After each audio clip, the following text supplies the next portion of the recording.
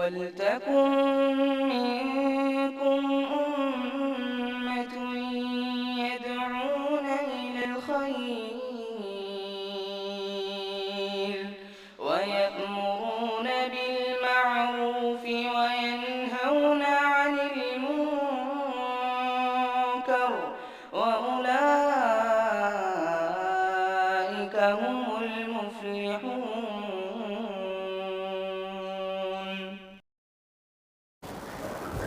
إن الحمد لله نحمده ونستعينه ونستغفره ونعوذ بالله من شرور أنفسنا ومن سيئات أعمالنا من يهده الله فلا مضل له ومن يضلل فلا هادي له وأشهد أن لا إله إلا الله وحده لا شريك له وأشهد أن محمدًا عبده ورسوله.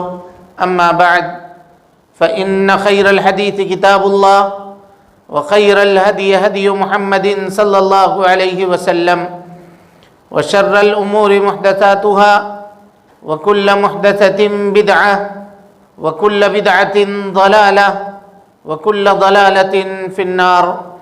فقد قال الله تبارك وتعالى في محكم تنزيله بعد أعوذ بالله السميع العليم من الشيطان الرجيم بسم الله الرحمن الرحيم وَلَقَدْ خَلَقْنَا الْإِنسَانَ وَنَعْلَمُ مَا تُوَسْوِسُ بِهِ نَفْسُهُ وَنَحْنُ أَقْرَبُ إِلَيْهِ مِنْ حَبْلِ الْوَرِيدِ إِذْ يَتَلَقَّى الْمُتَلَقِّيَانِ عَنِ الْيَمِينِ وَعَنِ الشِّمَالِ قَعِيدٌ مَا يَلْفِظُ مِنْ قَوْلٍ إِلَّا لَدَيْهِ رَقِيبٌ عَتِيدٌ وَجَاءَتْ سَكْرَةُ الْمَوْتِ بِالْحَقِّ ذَلِكَ مَا كُنْتَ مِنْهُ تَحِيدُ وَنُفِخَ فِي الصُّورِ ذَلِكَ يَوْمُ الْوَعِيدِ وجاءت كل نفس معها سائق وشهيد لقد كنت في غفلة من هذا فكشفنا عنك غطاءك فبصرك اليوم حديد وقال قرينه هذا ما لدي عتيد ألقيا في جهنم كل كفار عنيد مناع للخير معتد مريب الذي جعل مع الله إلها آخر فألقياه في العذاب الشديد قال قرينه ربنا ما أطغيته ولكن كان في ضلال بعيد قال لا تختصموا لدي وقد قدمت إليكم بالوعيد ما يبدل القول لدي وما أنا بظلام للعبيد. وقال الله تبارك وتعالى في مقام آخر أعوذ بالله السميع العليم من الشيطان الرجيم بسم الله الرحمن الرحيم لا أقسم بيوم القيامة ولا أقسم بالنفس اللوامة أيحسب الإنسان أن لن نجمع عظامه بلى قادرين على أن نسوي بنانه بل يريد الإنسان ليفجر أمامه یسأل ایان یوم القیامہ. محترم حاضرین، دوستو، بزرگوں اور ساتھیوں، پردہ نشین اسلامی رشتے کی مائیں اور بہنیں، ہر قسم کی تعریف، حمد و ثنا، کبریائی، پاکیزگی اور بڑائی تمام مخلوقات کی بندگی کا اکیلا مستحق اللہ رب العالمین کے لیے لائق و سزاوار ہے. وہی پروردگار عالم ہے، اسی نے ہمیں، آپ کو اور ساری کائنات کو تخلیق بخشی ہے.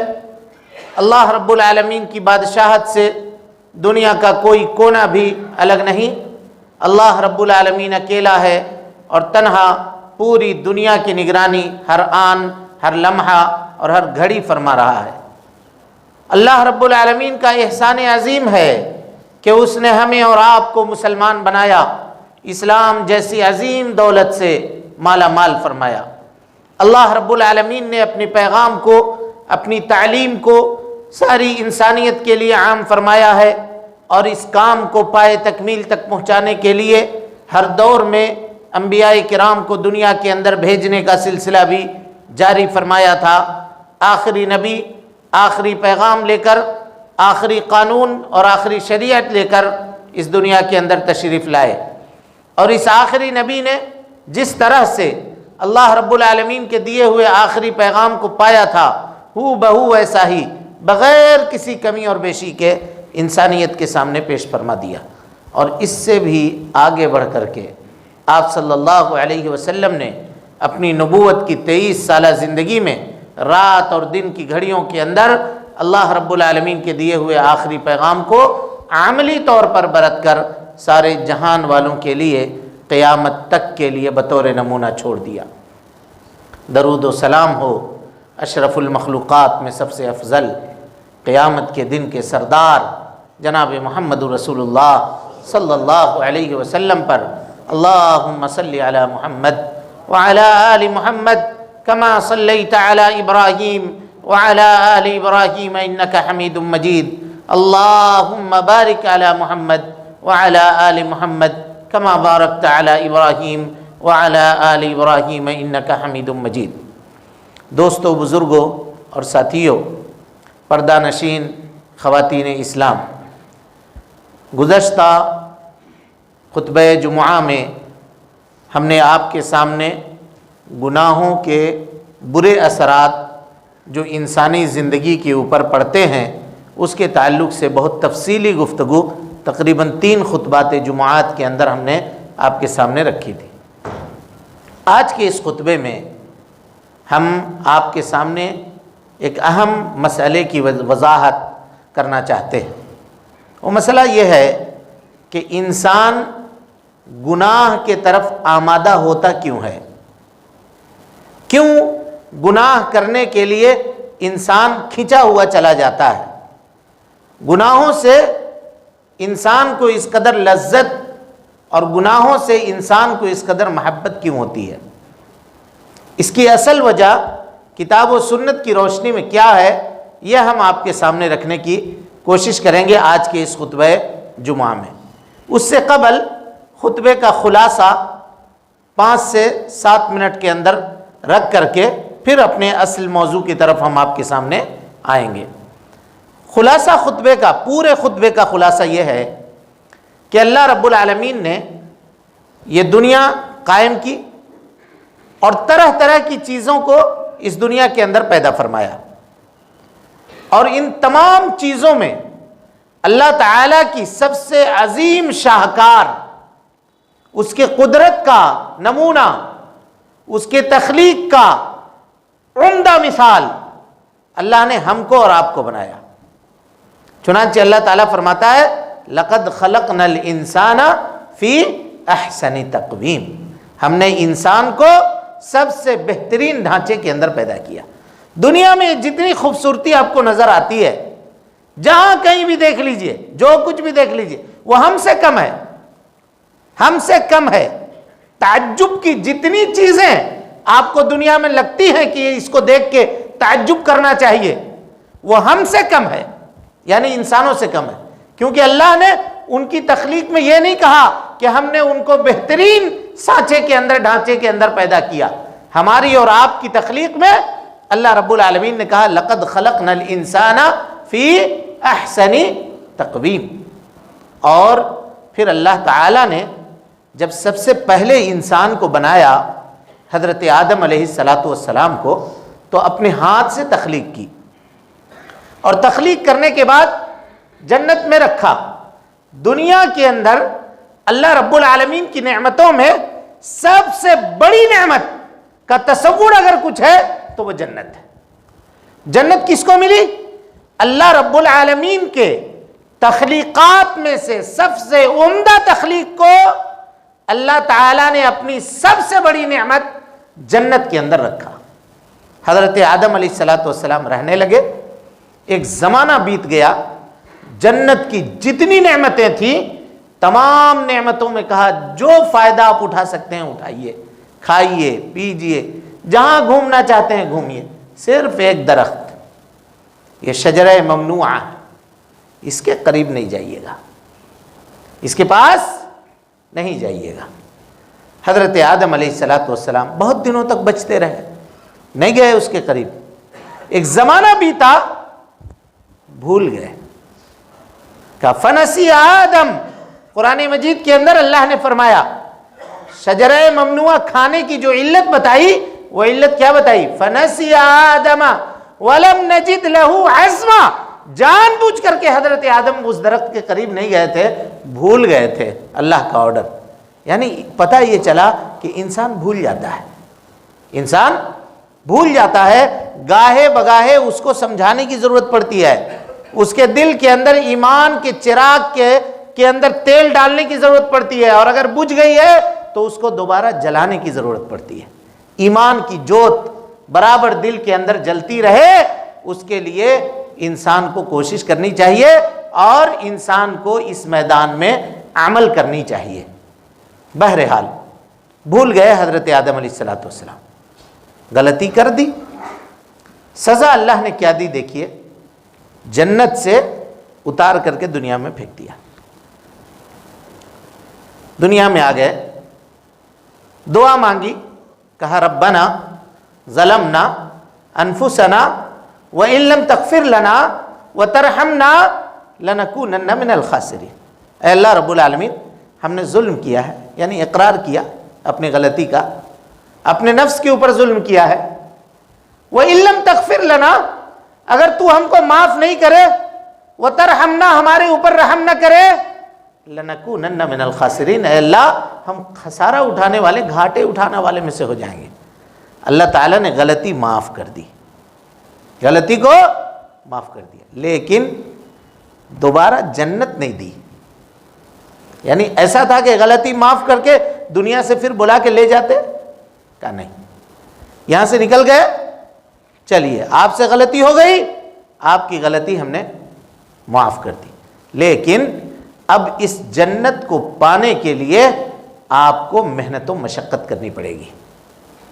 یہ جنت جو آپ کو فری میں مل گئی تھی، اب یہ اللہ کی نعمت فری میں نہیں حاصل ہوگی، یہ اب اس کو پانے کے لیے پھولوں کی سیج نہیں، تلواروں کی دھاروں کے اوپر چلنا پڑے گا، کانٹوں کے اوپر چلنا پڑے گا، اپنے خواہشات نفسانی کو کچلنا پڑے گا، اپنے آپ کو اللہ رب العالمین کے سامنے جھکانا پڑے گا، اللہ رب العالمین کی عبادتوں کو بجا لانا پڑے گا، تب جا کر کے یہ جنت ملے گی۔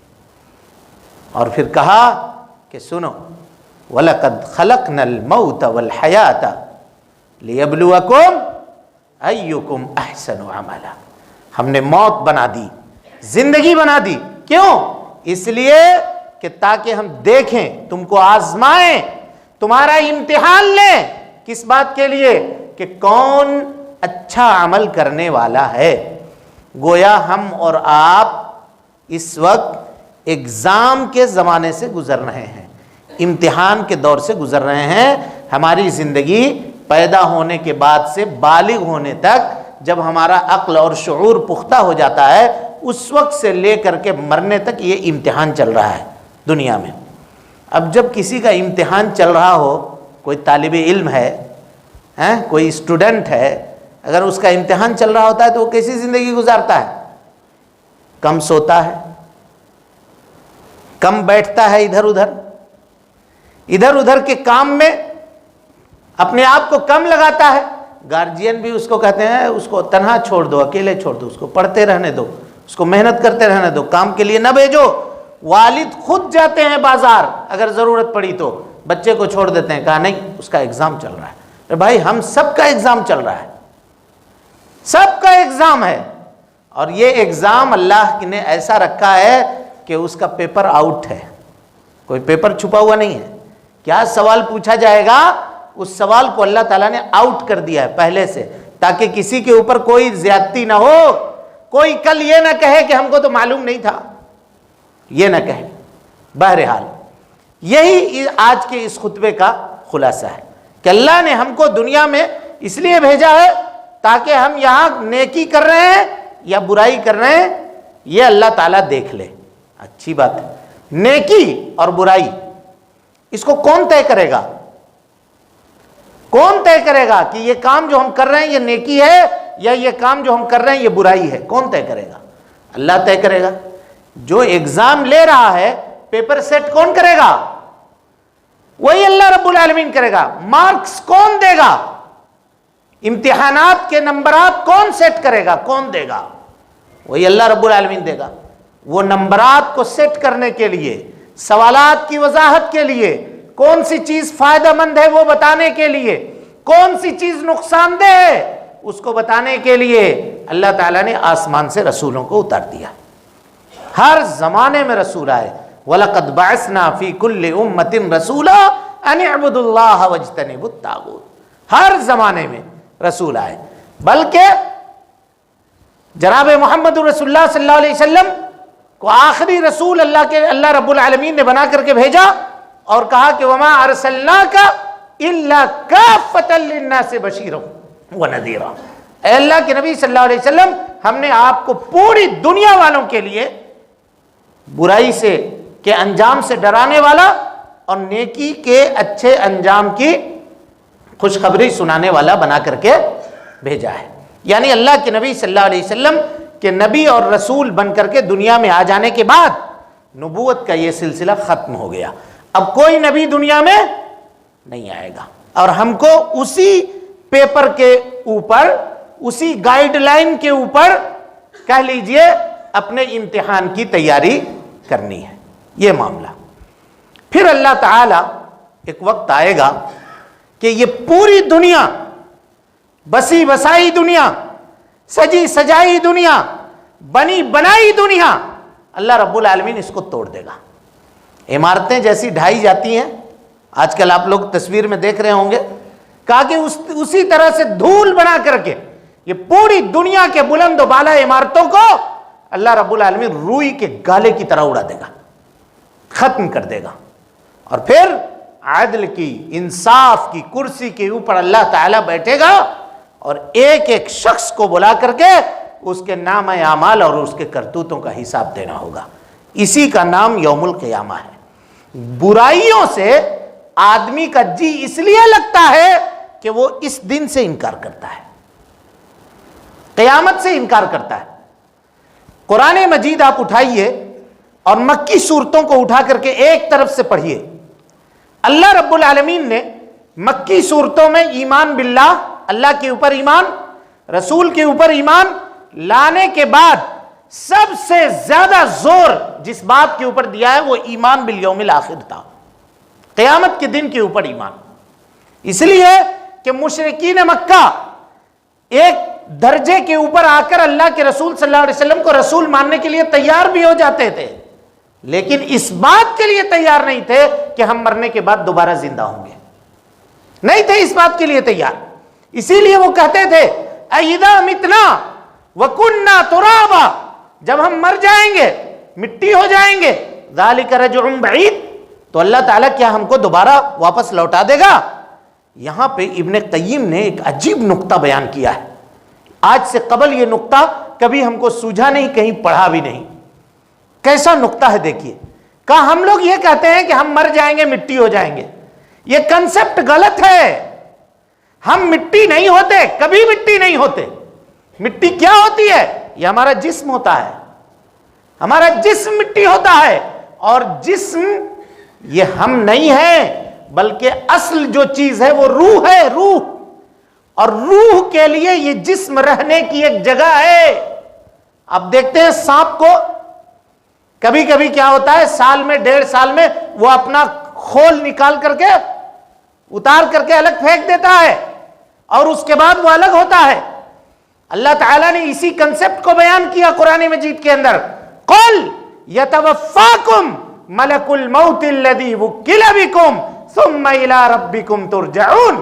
اے اللہ کے نبی صلی اللہ علیہ وسلم کہیے کہ وہ ملک موت جس کو ہم نے تمہارے اوپر متعین کیا ہے، وہ تمہارے روح کو اپنے قبضے میں لے لیتا ہے۔ اب جسم یہ بیکار پڑ جاتا ہے، تو اس کو کیا کرنا ہے؟ اس کو اٹھا کر کے اللہ کے حکم سے، اس کے رسول کی سنت سے اس کو قبر میں مٹی میں دفن کر دینا ہے، اور یہ ختم ہو جاتا ہے۔ ختم ہو جانے کے بعد بھی اللہ تعالیٰ کہتا ہے کہ یہ مت سمجھو کہ ہم اس مٹی کو، اس جسم کو مٹی سے دوبارہ نہیں اٹھا پائیں گے، بلکہ اللہ کیا کہا دیکھیے، اللہ اکبر، کہا قد علمنا ما تنقص الارض منہم وعندنا کتاب حفیظ۔ زمین نے تمہارے جسم سے کہاں کھایا ہے اور کہاں کم کیا ہے، ہم اس کو بھی جانتے ہیں۔ کتاب میں ہمارے پاس نوٹ ہے، سب کچھ لکھا ہوا ہے، اور تم کو اٹھا کے لے آئیں گے قیامت کے دن ویسے ہی۔ افعینا بالخلق الاول بل ہم فی لبس من خلق جدید، تم جب کچھ نہیں تھے ہم نے تم کو بنا دیا، اب تو تمہارا جسم ہے، تم جسم لے کر کے ہو، تم بنے ہوئے انسان ہو، جب تم ایگزسٹ کر ہی نہیں رہے تھے دنیا کے اندر ہم نے تم کو لے آیا، اب جسم جان کے ساتھ تم موجود ہو، دوبارہ ہم کو بنانا کوئی مشکل کام ہے۔ اللہ اکبر۔ بخاری کی حدیث سنیے، پیارے مصطفیٰ صلی اللہ علیہ وسلم نے بیان فرمایا، بنی اسرائیل کا ایک شخص تھا، ذرا غور سے اس واقعے کو دیکھیے۔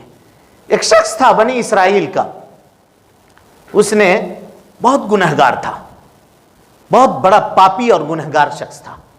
جب مرنے لگا تو اس نے کہا، اپنے بیٹوں کو بلایا اور بلانے کے بعد کہا کہ اے بیٹو، جب میں مر جاؤں نا، ختم ہو جاؤں، تو مجھ کو نہ تو سمندر کے حوالے کرنا، نہ زمین میں میری لاش کو دفن کرنا۔ تو کہا پھر کیا کریں گے ابو جان؟ کہا خوب لکڑیاں جمع کرنا اور ان لکڑیوں میں آگ لگا کر کے میری لاش کو وہاں ڈال دینا، اور خوب آگ ہٹا کے جلانا، تاکہ جسم کا کوئی حصہ باقی نہ بچے، ایک دم راکھ کر دینا، جلا کر کے ختم کر دینا۔ اور اس کے بعد میرے راکھ کو، جس کو استھی کہتے ہیں، اس کو 2 حصوں میں تقسیم کر دینا، ایک حصہ لے جا کر کے سمندر میں پھینک دینا، اور دوسرا حصہ کسی پہاڑ کے اوپر چل کر کے، تیز و تند آندھی چل رہی ہو تو اس آندھی میں لے جا کر کے اڑا دینا، یہ کام کرنا۔ کہا کیوں ایسا؟ کہا بابو، ہم نے اپنی دنیا میں اتنا گناہ کیا ہے کہ اگر اللہ تعالیٰ دوبارہ زندہ کرنے کے اوپر مجھ کو قادر ہو گیا تو مجھ کو وہ عذاب دے گا کہ وہ اپنے مخلوق میں کسی کو بھی ویسا عذاب نہیں دے گا، وہ عذاب دے گا۔ جب وہ مر گیا، بخاری کی روایت ہے، کہا جب وہ مر گیا تو اس کے بیٹوں نے اس کے وصیت کے مطابق ویسا ہی کیا، جلا دیا، جلانے کے بعد آدھا سمندر میں پھینک دیا، آدھا ہوا میں اڑا دیا۔ اللہ رب العالمین نے ہواؤں کو حکم دیا، اللہ اکبر، یہ ہوا کس کی ہے؟ کس کی بادشاہت ہے اس ہوا کے اوپر؟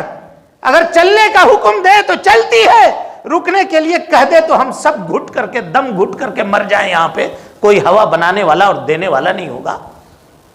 حکم دیا اللہ تعالیٰ نے ہواؤں کو، سمندر کو حکم دیا اس کے ذرات کو اٹھا کر کے لے آؤ، اکٹھا کرو، اور بنا کر کے اپنے سامنے کھڑا کر دیا۔ کہا ہے میرے بندے، کیا تم نے یہ وصیت کی تھی جلا دینا، مار دینا، پھینک دینا؟ یہ کہا تھا؟ کہا کیوں کہا تھا یہ؟ کہا اے اللہ، تیرے عذاب کے ڈر سے کہا تھا، اس لیے کہا تھا رب العالمین کہ میں گنہگار ہوں، تو اگر مجھ کو زندہ کر لیتا، پکڑ لیتا، تو اتنا سخت عذاب دیتا کہ کسی دوسرے کو نہیں دیتا۔ اللہ رب العالمین کہے گا تو میرا بندہ ہو کہ مجھ سے، میرے عذاب سے اتنا ڈر رہا تھا، جاؤ میں نے تیرے سارے گناہوں کو معاف کر دیا، اور جاؤ تجھ کو میں نے جنت میں داخل کیا۔ سوچیے کیا عمل لے کے گیا تھا وہ؟ اللہ کا خوف لے کر کے گیا تھا، اللہ سے ڈر رہا تھا، گناہوں کا احساس کر رہا تھا، اس لیے کہا تھا کہ اگر پکڑا گیا میں تو مجھ کو سخت عذاب سے دوچار ہونا پڑے گا۔ اللہ تعالیٰ کو اس کی یہ عمل اس قدر پسند آئی کہ اللہ تعالیٰ نے اس کو معاف کر دیا اور اس کو جنت میں داخل کر دیا۔ یہی کنسپٹ ہے میرے بھائیوں، اپنے دل کے اندر 24 گھنٹہ پیدا کرنے کی ضرورت ہے۔ اگر یہی نہیں ہے تو سمجھیے انسان برائی پہ برائی کرتا رہے گا۔ مکہ والے اسی کا انکار کرتے تھے، کیا کہتے تھے؟ کہتے تھے ہم مٹی ہو جائیں گے، ہم کو کیوں دوبارہ زندہ کرو گے؟ لیکن سوال یہ ہے کہ وہ اس کو کیوں نہیں مانتے تھے؟ آخرت کو ماننے کے لیے کیوں تیار نہیں تھے؟ یہ ہے اصل سوال۔ تو اس کا جواب یہ ہے، قرآن مجید نے خود جواب دیا ہے، غور کیجئے کیا ہے جواب۔ اللہ تعالیٰ فرماتا ہے لا اقسم بیوم القیامہ، لا اقسم بیوم القیامہ، قسم ہے قیامت کے دن کی، ولا اقسم بالنفس اللوامہ، اور قسم ہے اس نفس کی جو انسان کو ملامت کرتی ہے۔ دونوں میں کنیکشن دیکھیے، ایک طرف قیامت کی قسم کھائی گئی اور دوسرے طرف کس کی قسم کھائی گئی؟ نفس لوامہ کی۔ حافظ ابن کثیر رحمت اللہ علیہ کہتے ہیں کہ ہر وہ آدمی جس کا نفس صحیح ہوگا وہ کبھی بھی قیامت کا انکار نہیں کرے گا۔ اگر قیامت کا انکار کرے گا تو اس کا نفس اس انکار کے اوپر اس کو ملامت کرے گی۔ کہا کیوں؟ اس لیے کہ اگر دنیا میں لوگ مانتے ہیں کہ اچھائی ہے، لوگ مانتے ہیں کہ برائی ہے نا، چاہے کوئی بھی ہو، دہریہ ہو کہ ملحد ہو، اللہ رب العالمین کو نہ ماننے والا ہو، پھر بھی وہ کہتا ہے نا کہ یہ کام پنیہ کا ہے اور یہ کام پاپ کا ہے۔ پاپ اور پنیہ یہ پورے مذہب کے اندر پایا جاتا ہے نہیں پایا جاتا؟ ہر آدمی کہتا ہے یہ کام نیکی کا ہے، یہ کام برائی کا ہے۔ تو اگر برائی کی سزا نہ ہو اور نیکی کا ثواب نہ ہو تو کوئی آدمی نیکی کیوں کرے گا، برائی سے کیوں بچے گا؟ اے بھائی، اگر کوئی مسکین یا فقیر کو آپ 100 روپے نکال کر کے اپنے جیب سے دے رہے ہیں، لیکن اگر آپ کو اس بات کا پتہ نہ ہو کہ اللہ تعالیٰ اس 100 روپے کے اوپر ہم کو انعام دے گا تو آپ وہ پیسہ کیوں دیں گے؟ آپ اپنے محنت کا پیسہ، اپنے پسینے بہا کر کے کمایا ہوا پیسہ دوسرے کو کیوں دیں گے؟ صرف اس امید پر نہ دیتے ہیں کہ اللہ تعالیٰ کل قیامت کے دن اس سے بڑھ کر کے ہم کو عطا کرے گا اور دنیا میں بھی اس سے بڑھ کر کے ہم کو مال سے نوازے گا، یہ امید ہے نا۔ اگر یہ امید نہ ہو تو کوئی آدمی نیکی کیوں کرے اور کوئی برائی سے کیوں بچے؟ یہی ہے قیامت۔ دنیا میں ظالم ظلم کرتا ہے، چھپ جاتا ہے، لوگ پکشپات کرتے ہیں، ظلم ثابت ہوتا ہے، قید خانے کے اندر ڈالے جاتے ہیں، لیکن اپنے لوگ ہوتے ہیں ان کو راتوں رات باہر نکال دیا جاتا ہے لوگوں کے نگاہوں کے سامنے۔ یہ معاملہ دنیا میں ہوتا ہے اور ہو رہا ہے۔ ظالم ظلم کر کے بچ جاتا ہے اور مظلوم کو اس کا حق نہیں ملتا ہے۔ اللہ رب العالمین کا عدل اور اس کا انصاف اس بات کا ایسا نہیں ہے کہ ظالم کو چھوڑ دے اور مظلوم کو چھوڑ دے، ایسا نہیں ہے۔ ارے بھائی، یہ ہر آدمی کے دماغ کے اندر یہ بات ہوتی ہے۔ مثال کے طور پہ آپ کو ایک مثال دیتا ہوں۔ دنیا میں کوئی آدمی کسی کے اوپر ظلم کرے تو کیا آپ کے دل میں یہ بات نہیں ہوتی ہے کہ جو ظالم ہے اس کو سزا ملنی چاہیے؟ لیکن دنیا کے اندر ہماری طاقت محدود ہوتی ہے، ہماری قدرت محدود ہوتی ہے، ہماری پاور محدود ہوتی ہے۔ اللہ رب العالمین کو اس کا کوئی خدشہ نہیں ہے۔ اللہ قیامت کو اسی لیے قائم کرے گا کہ ظالم کو ظلم کا بدلہ دے اور مظلوم کو اس کا حق دے۔ قیامت کے دن مظلوم کو اس کا حق دے گا، ظالم کو اس کے ظلم کا بدلہ دے گا۔ اب اگر اس قیامت کا کوئی آدمی انکار کرتا ہے نا تو صرف زبان سے انکار کرتا ہے، اس کا دل انکار نہیں کرتا ہے۔ دل اس کی ملامت کرتا ہے کہ کیا بات کہہ رہے ہو، پاگل ہو کیا؟ تم دنیا میں جو عمل کر رہے ہو اس عمل کا بدلہ تم کو آخرت میں ضرور ملے گا، آخرت کا انکار مت کرو۔ نفس لوامہ اس کی ملامت کرتی ہے۔ اللہ تعالیٰ نے کہا وَلَا أُقْسِمُ بِالنَّفْسِ اللَّوَّامَةِ، آگے کیا کہا دیکھیے، أَيَحْسَبُ الْإِنسان، کیا انسان یہ سوچتا ہے أَلَّن نَجْمَعَ عِظَامَهُ کہ ہم اس کی ہڈیوں کو جمع نہیں کریں گے؟ اس کی ہڈیاں جو بوسیدہ ہو گئی ہیں، حافظ ابن کثیر کہتے ہیں کہ نبی صلی اللہ علیہ وسلم نے فرمایا انسان کے جسم کی ہر ہڈی قبر کے اندر گل جاتی ہے، ختم ہو جاتی ہے، سوائے ایک ہڈی کے جس کو عجب الذنب کہتے ہیں۔ یہ آخری ریڑھ کے طرف سے آخری ہڈی، ٹیڑھی ہڈی ہوتی ہے، وہی ہڈی زمین میں گلتی نہیں ہے، وہ باقی رہتی ہے، اور اسی ہڈی سے اللہ تعالیٰ قیامت کے دن ہر انسان کو پیدا کر دے گا۔ جس کی جو ہڈی ہوگی اس ہڈی کے اوپر اس کا جسم اللہ تعالیٰ قیامت کے دن چڑھا دے گا۔ اور یہ بھی یاد رکھیے کہ جو جسم دنیا کے اندر ہمارا تھا یہی جسم آخرت کے اندر بھی ہوگا۔ اللہ تعالیٰ اس بات پر قادر ہے کہ ہم کو فریش دوسرا جسم دے دے، لیکن نہیں، اللہ تعالیٰ وہی جسم دے گا۔ کیوں؟ اس لیے دے گا کہ اسی جسم نے دنیا کے اندر لذت کو برداشت کیا ہے۔ گناہ کے لذت کو کس نے کیا ہے؟ اسی نے کیا ہے۔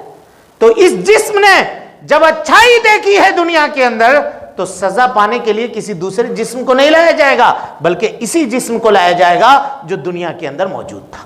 یعنی اللہ تعالیٰ اس کے اسی جسم سے اس کو قیامت کے دن اٹھائے گا۔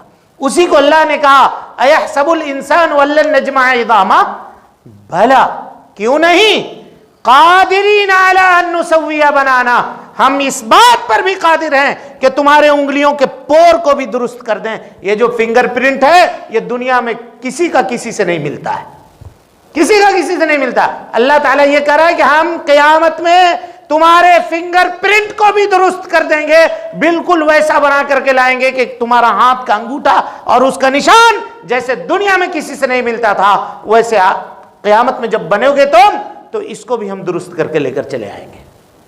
قادرین علی ان نسوی بنانا. لیکن جانتے ہو اللہ تعالیٰ، اللہ اکبر، اللہ کہہ رہا ہے کہ جانتے ہو یہ سب باتیں کیوں ہیں؟ تم کیوں انکار کر رہے ہو؟ کیوں قیامت کو نہیں مانتے ہو؟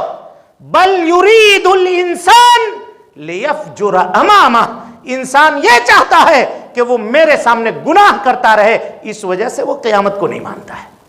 قیامت کو مانے گا تو گناہ چھوڑنے پڑیں گے، قیامت کو جب مانے گا تو برائی کو ترک کرنا پڑے گا، قیامت کو جب مانے گا تو اللہ رب العالمین کے فرامین کو ماننا پڑے گا. مشرکین مکہ جن کے دلوں کے اندر برائی پیوست تھی، جو برائی کے بغیر، کھانا کھائے بغیر تو زندہ رہ سکتے تھے لیکن برائی کیے بغیر زندہ نہیں رہ سکتے تھے، وہ لوگوں کو جب یہ بات سمجھ میں آ گئی کہ اگر قیامت مان لو گے تو اچھائی کرنی پڑے گی، برائی کو ترک کرنا پڑے گا، چھوڑنا پڑے گا، تو ان لوگوں نے کیا کہا کہ نہیں، ہم قیامت کو مانیں گے ہی نہیں، یا رب قیامت کا ہم انکار کریں گے. غور کیجئے، یہ معاملات ہیں.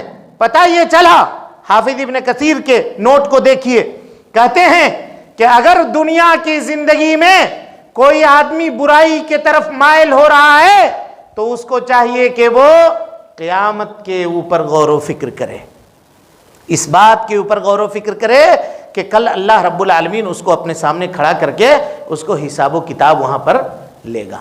اب کچھ لوگ یہ کہتے ہیں کہ سزا کیوں دی جاتی ہے کسی کو؟ سزا اس لیے دی جاتی ہے کہ وہ سدھرے گا، اس لیے دی جاتی ہے نا بھائی. دنیا میں والد اپنے بیٹے کو کیوں سزا دیتے ہیں، بیٹے یا بیٹی کو؟ تاکہ جو کام وہ غلط کام کیا ہے وہ نہیں کرے گا دوبارہ. یا استاذ اپنے شاگرد کو کیوں سزا دیتا ہے؟ تاکہ جو غلطی وہ کر رہا ہے وہ دوبارہ نہ کرے. تو اللہ تعالیٰ قیامت کے دن جو سزا دے گا تو کیا اس کے بعد سدھرنے کا کوئی موقع ہے؟ جو انکار کرنے والے ہیں قیامت کے، وہ یہ کہتے ہیں کہ سزا اس وجہ سے دی جاتی ہے تاکہ آدمی سدھر جائے. اب قیامت میں تو سدھرنے کا پھر موقع ہی نہیں ہے، پھر اللہ تعالیٰ وہاں سزا کیوں دے گا؟ تو کہا سزا کی دو قسم ہوتی ہے. ایک سزا سدھرنے کے لیے دی جاتی ہے جو دنیا میں دی جاتی ہے، جو ہم آپ کے خطبوں میں، اس سے پہلے کے خطبوں میں جس کا تذکرہ ہم آپ کے سامنے کر چکے ہیں. اللہ تعالیٰ کہتا ہے وَلَنُذِيقَنَّهُمْ مِنَ الْعَذَابِ الْأَدْنَى دُونَ الْعَذَابِ الْأَكْبَرِ لَعَلَّهُمْ يَرْجِعُونَ. ہم دنیا کے اندر تم کو چھوٹے چھوٹے عذاب سے گزارتے ہیں. کیوں گزارتے ہیں؟ تاکہ لعلہم یرجعون، تم اللہ کی طرف پلٹو، سدھرو، اللہ رب العالمین کی طرف جی لگاؤ، واپس آؤ، ہوش کے ناخن لو اور اللہ رب العالمین کی طرف اپنے آپ کو پلٹاؤ.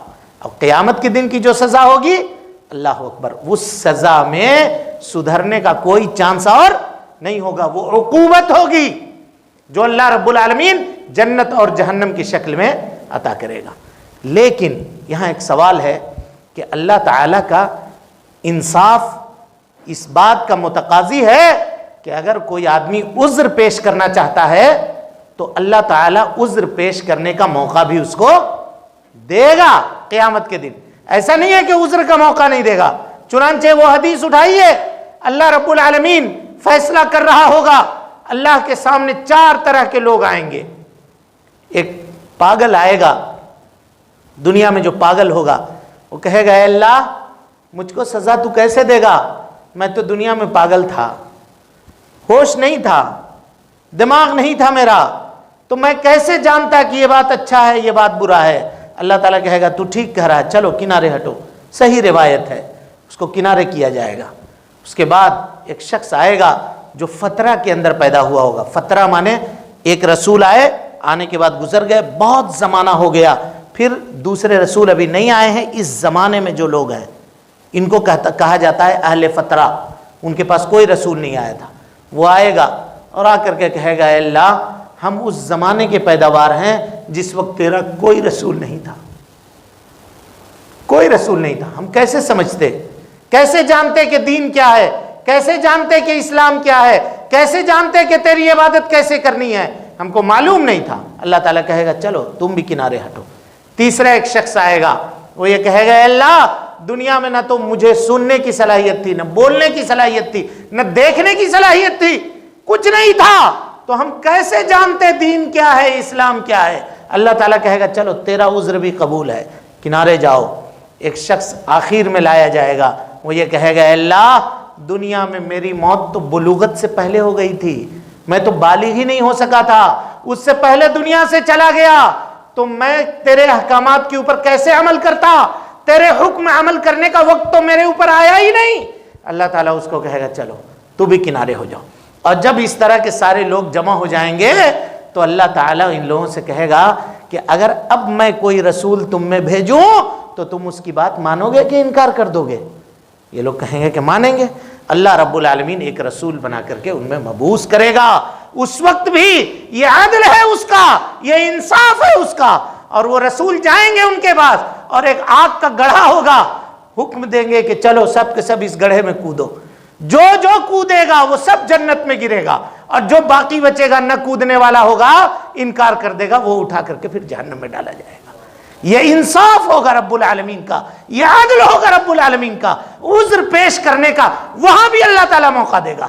باوجود اس کے اگر دنیا کے اندر ہم ہوش رکھنے والے لوگ، عقل رکھنے والے لوگ، سوچنے اور سمجھنے کی صلاحیت رکھنے والے لوگ، دیکھنے والے لوگ، بینائی رکھنے والے لوگ قیامت کے دن سے انکار کر دیں عملی طور پر اور اللہ رب العالمین کی نافرمانی کریں، تو ہم کل قیامت کے دن کیا جواب دیں گے؟ یہ جواب ڈھونڈ کر کے رکھ لیجئے، یہ جواب تلاش کر کے رکھ لیجئے۔ ایگزام کے اندر کتنا نمبر آپ کو ملے گا، کیا نہیں ملے گا، یہ سب حساب ہم اب بھی لگا سکتے ہیں، جان سکتے ہیں۔ اس کے علاوہ مرنے کے بعد کی زندگی کس طرح سے ہے اور کیا ہے، وہ پھر ایک تفصیلی معاملہ ہے، اگر اس میں اندر گئے تو پھر وقت آگے ہوگا، اس لیے اس خطبے کو یہیں روکتے ہیں۔ بقیہ اس کا موضوع ہم آئندہ خطبے میں مکمل کرنے کی کوشش کریں گے۔ اللہ رب العالمین سے دعا ہے کہ اللہ تعالی ہمیں اور آپ کو حسن عمل کی توفیق دے، رب العالمین ہم سب کی اصلاح فرمائے، اللہ رب العالمین ہم سب کی نیکیوں کو قبول کرے، سیئات سے درگزر فرما دے، اے اللہ جو بیمار ہیں انہیں شفائے کاملہ عاجلہ نصیب فرما دے، اے اللہ رب العالمین ہم سب کی پریشانیوں کو آسان فرما دے، اے اللہ ہم سب کی مشکلات کو آسان فرما دے، رب العالمین جو پریشان حال ہیں ان کی پریشانیوں کو دور فرما دے، اے اللہ جو قرض دار ہیں ان کے قرضوں کو ادا فرما دے، اے اللہ رب العالمین جب تک زندہ رکھ دین اسلام پہ زندہ رکھ، اور جب اٹھا ایمان پہ اٹھا۔ اقول قولی ھذا واستغفر اللہ لی ولکم ولسائر المسلمین من کل ذنب وخطیۃ فاستغفروہ انہ کان للأوابین غفورا۔